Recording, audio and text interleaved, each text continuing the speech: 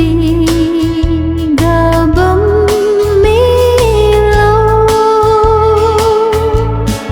á căn phung diều y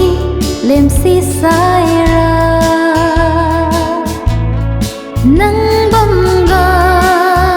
y lem mình tăng lu với má lăn ngang lo he lo sang a tu liang ri khay lâu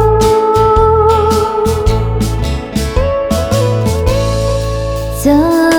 kiến thích na ra mà ra bấm nắng lối khôn si ra ít chiều vắng mà để lòng bấm mi lâu lòng xa nắng ra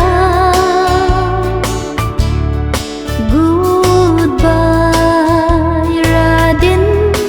tu khe á căn phung diều y lem si sai ra nắng bấm gà y lem mình tăng lu với má lăn ngang lo he lo sang a tu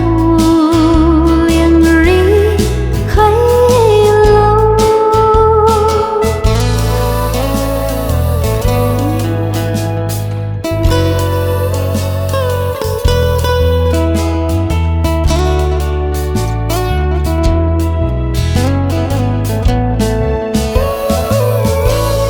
rim rim mê a lên ca đi hay sinh nuôi đâm đi in trong cơm mi đê hoàng lần lô có bom mê lông xa